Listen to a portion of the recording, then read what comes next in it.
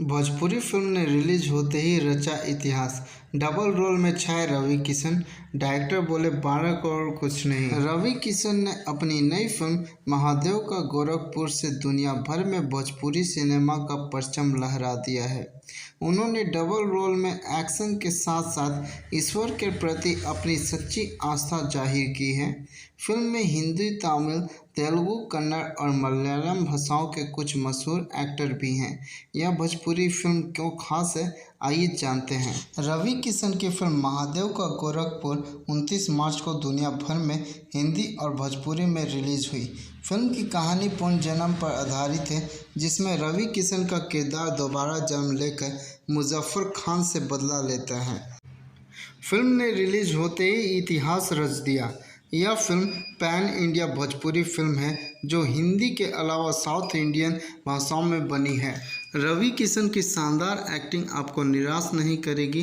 Film की चर्चा पिछले कई दिनों से हो रही थी। राजेश मोहनन साउथ की फिल्में बना चुके हैं, लेकिन इस बार उन्होंने भोजपुरी फिल्म को चुना। डायरेक्टर ने इसकी वजह बताते हुए कहा, हमारे लिए भी भोजपुरी सिर्फ एक भाषा ही नहीं बल्कि लोगों का सेंटिमेंट है, और जब आप किसी भाषा में फिल्म बनाते हैं तो यह मायने नहीं रखता कि उसे आप किस भाषा में बना रहे हैं। हम किसी भी इंडस्ट्री के हों, सिनेमा किसी एक खास भाषा की नहीं हो सकती, क्योंकि सिनेमा के पास तो अपनी कोई भाषा होती ही नहीं है। उसे आप जिस भाषा में चाहे बना सकते हैं। इसलिए इस फिल्म के लिए हमने भोजपुरी को चुना। फिल्म को बनाने में 12 करोड़ रुपए खर्च हुए। जब राजेश मोहनन से पूछा गया कि वे इतनी बड़ी रकम भोजपुरी सिनेमा से कैसे रिकवर करेंगे, तो वे बोले, देखिए, हमने बजट फिल्म बनाने में लगाया है, लेकिन ये सोचकर नहीं लगाया कि कितनी रिकवरी होगा। हमने तो महादेव को समर्पित कर दिया है इस प्रोजेक्ट को, तो फिर बजट की रिकवरी की क्या चिंता। भोजपुरी फिल्मों का संसार बहुत बड़ा है, इसे बड़े रूप में देखने की आवश्यकता है। भोजपुरी के दर्शक दुनिया भर में फैले हुए हैं, इसके मुकाबले में 12 करोड़ रुपए कुछ नहीं है। महादेव तो बनारस के लिए प्रसिद्ध है। फिर राजेश मोहनन ने फिल्म का टाइटल महादेव का गोरखपुर क्यों रखा, इस पर डायरेक्टर हंसते हुए बोले, यह जानने के लिए तो आपको फिल्म देखनी पड़ेगी। यह सच है कि महादेव की नगरी बनारस है, लेकिन गोरखनाथ बाबा की महिमा भी कमतर करके नहीं आकी जा सकती है। और फिर हमारी इस फिल्म के वीरभद्र के लिए ज़रूरी था कि फिल्म का बैकग्राउंड गोरखपुर ही हो।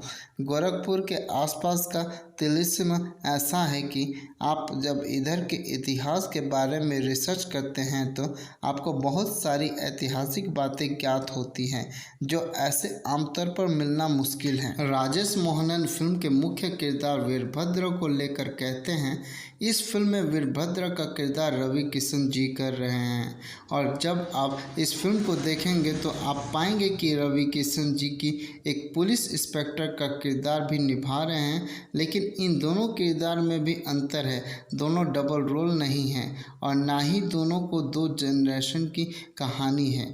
इस फिल्म के मूल को समझने के लिए इस फिल्म को देखना बेहद ज़रूरी है। फिल्म के लिए रवि किशन को ही क्यों चुना, इस पर राजेश मोहनन बोले, हमने कई आर्टिस्टों से इस फिल्म के लिए संपर्क किया, लेकिन कोई भी हमारे इस प्रोजेक्ट के लिए फिट नहीं बैठ रहा था।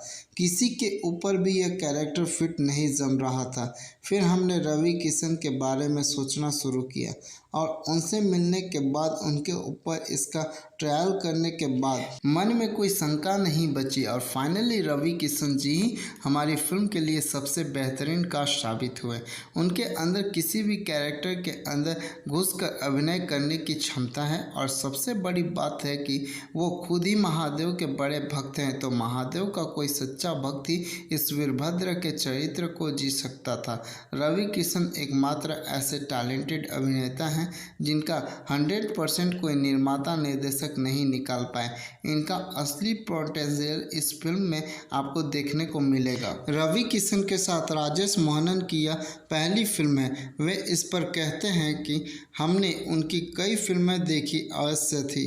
वो एक बहुत ही संजीदा एक्टर हैं, और यही कारण है कि उन्होंने हमारी फिल्म को बेहतरीन अंदाज में फिनिश किया है। रवि रवि किशन के अंदर इतनी अधिक पोटेंशियल है कि उनको सही से किसी ने इस्तेमाल ही नहीं किया है। बता दें कि फिल्म में रवि किशन ने डबल रोल निभाए हैं।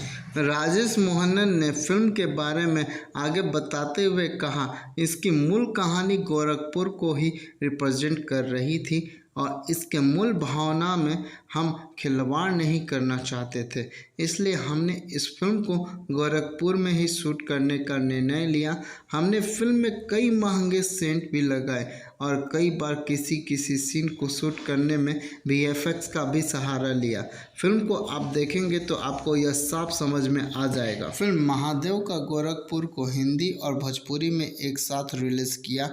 यह फिल्म भोजपुरी और हिंदी में देश भर में थिएटरों में रिलीज हुई। ऐसा भोजपुरी फिल्म इतिहास में पहली बार ही हो रहा है कि कोई फिल्म एक साथ इतने बड़े स्तर पर रिलीज हुई। फिल्म देश के साथ विदेशों में भी रिलीज हुई। राजेश मोहनन इसे दक्षिण भारत की विभिन्न भाषाओं में अप्रैल के पहले सप्ताह में रिलीज करेंगे।